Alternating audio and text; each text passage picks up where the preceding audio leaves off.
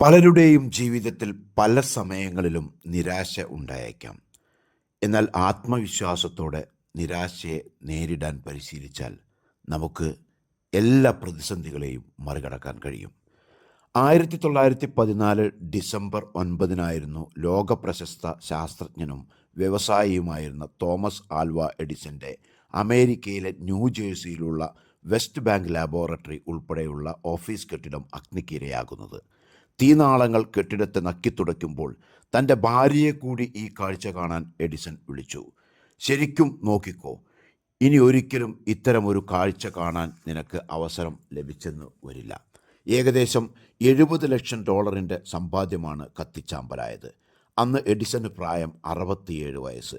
അതുവരെ കണ്ടുപിടിച്ച മുഴുവൻ കണ്ടുപിടുത്തങ്ങളുടെയും മുഴുവൻ കയ്യെഴുത്ത് പ്രതികളും തീപിടുത്തത്തിൽ നഷ്ടപ്പെട്ടു. എവിടെയും കൊണ്ടു നടക്കാവുന്നതും ബാറ്ററി കൊണ്ട് പ്രവർത്തിക്കാവുന്നതുമായ മികച്ച വെളിച്ചം നൽകാൻ കഴിവുള്ളതുമായ ഒരു സെർച്ച് ലൈറ്റിൻ്റെ കണ്ടുപിടുത്തത്തിൻ്റെ അവസാന ഘട്ടത്തിലിരിക്കുകയായിരുന്നു എഡിസന്റെ ലാബിലെ വൻ തീപിടുത്തം.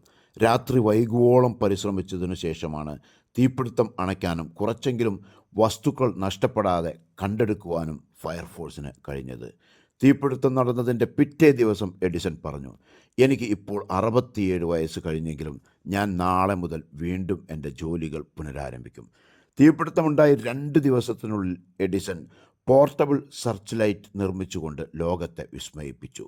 രാത്രിയിലും ജോലി തുടരാൻ വെളിച്ചക്കുറവ് അഗ്നിശമന സേനയ്ക്ക് ബുദ്ധിമുട്ടുണ്ടാക്കുമെന്ന് മനസ്സിലാക്കിയ എഡിസൺ ഭാവിയിലും ഇത്തരം ഘട്ടങ്ങളിൽ ലോകത്തിന് ഉപകാരപ്പെടുന്നതിനായി എമർജൻസി ലൈറ്റ് രൂപപ്പെടുത്തുകയായിരുന്നു. ജീവിതത്തിലെ നേട്ടങ്ങൾ മുഴുവൻ ഒറ്റ നിമിഷം കൊണ്ട് ഇല്ലാതാകുമ്പോഴും പലരും നിരാശയിൽ ജീവനൊടുക്കുകയോ മാനസികമായി തളരുകയോ ചെയ്യുന്ന സാഹചര്യത്തിൽ എഡിസൺ തൻ്റെ ജീവിതത്തിൻ്റെ നിയന്ത്രണം സ്വയം ഏറ്റെടുത്തു.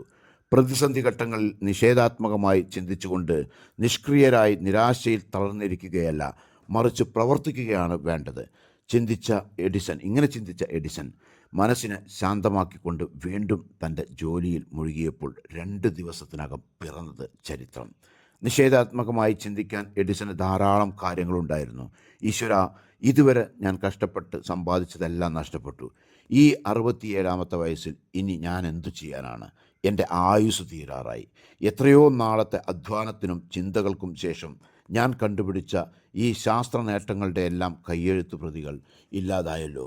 എൻ്റെ ജീവിതകാലം മുഴുവനും അധ്വാനിച്ചത് വെറുതെയായല്ലോ എന്നെല്ലാം എഡിസൺ ചിന്തിച്ചുകൊണ്ട് നിരാശപ്പെട്ട് സ്വന്തം ജീവിതാവസ്ഥയെ വെറുക്കാമായിരുന്നു. പക്ഷേ എഡിസൺ ചെയ്തത് അതല്ല.